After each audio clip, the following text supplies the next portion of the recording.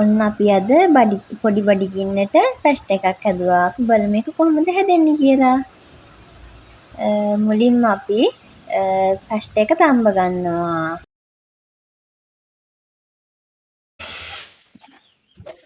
ඉතින් අපි පැස්ට් එක තැම්බෙනකන් අපි පැස්ට් එකට දාන එළවලු ටික කපා ගමු. ඔන්න ඉතින් මං අද කැරට් ලීස් වලට අමතරව ලුණු කොළ ටිකකුත් ගත්තා.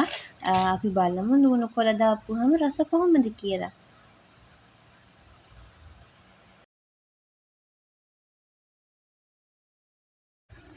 ඉතින් මම මගේ අනිත් වැඩේ කරනකම් මං අපේ හබීට කිව්වා කැරට් ලීස් ටික කපන්න කියලා.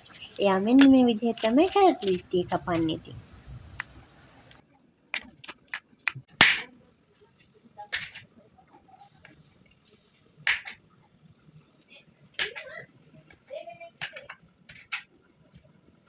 ඔන්න ඉතින් අපි දැන් පැස්ට් එක හදාගමු. අපි තාච්චියට තෙල් ටිකක් දාගන්නවා. ඔයාලා තෙල් නැත්තම් බටර් හරි එක්ස්ට්‍රා හරි දාගන්න පුළුවන්. මම තෙල් තමා දාන්නේ.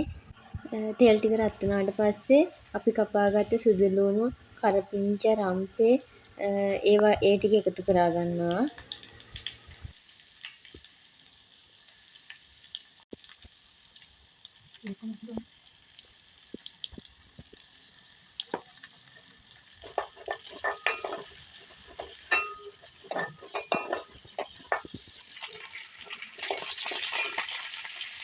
දැන් අපි කපාගත්ත කැරට් ටික දාගමු. දැන් අපි කැරට් ටික දාගමු. කැරට් ටික අපි ඊට පස්සේ හොඳට තම්බගමු.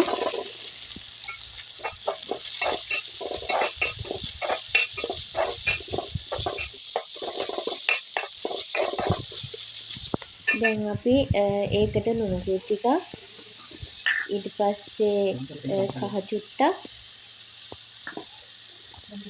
ගම්මිරිස් කුඩු ටිකක් ඒ ටික දාගෙන කලවම් කරගමු.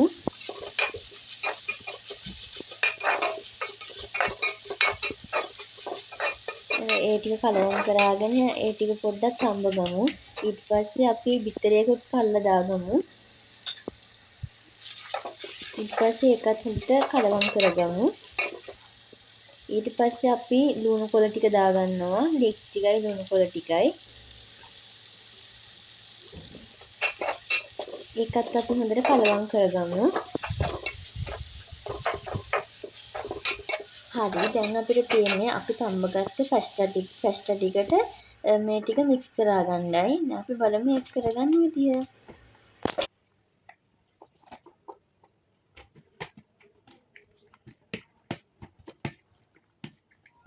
හරි අපි දැන් පැස්ට් එක හදලා ඉවරයි.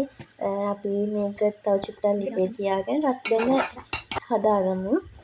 ඊට පස්සේ අපි පැස්ට් එකත් එක්ක කන්න මාළු කරියක් හදමු.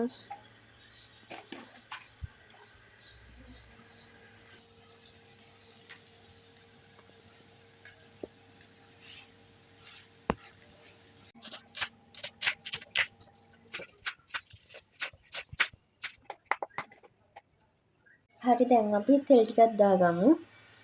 තෙල් ටික රත් වීගෙන එද්දී අපි ඒකට සුදු ලුණු, රම්පේ කරපිංච දාලා කලවම් කරගන්නවා. ඊට පස්සේ අපි ලුණු ටිකක් දාගන්නවා. ඒකත් හොඳට කලවම් කරා ගන්නවා. ඊට පස්සේ ලුණු, මිරිස් කුඩු 3-5 කහ චුට්ටක් දාගෙන කලවම් කරගන්නවා. ඊට පස්සේ අපි ගම්මිරිස් කුඩු චුට්ටකුත් දාගමු. ඒකත් දාගෙන හොඳට කලවම් කරගමු.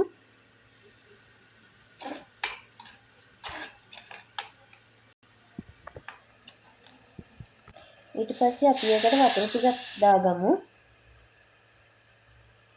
දැන් අපි ඒක උතුරනකම් පොඩ්ඩක් තියාගමු. හරි දැන් මේක පැහිගෙන ඉද්දි අපි කපාගත්ත අමු මිරිස්, තක්කාලි ටික එකතු කරාගමු. මම මිරිස් ටික පස්සේ දාගත්තේ. මිරිස් පස්සේ දාගත්තාම සැරගතිය ටිකක් වැඩි වෙනවා. දැන් හරි දැන් අපි මේකට මාළු ටිකත් එකතු කරාගමු.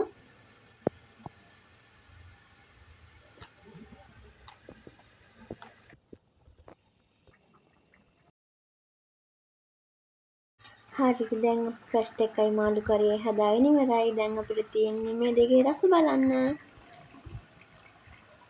ඉතින් ඔයාලා වීඩියෝ එක හොඳයි කියලා හිතනවා නම් කමෙන්ට් එකක් දාගෙන යන්න.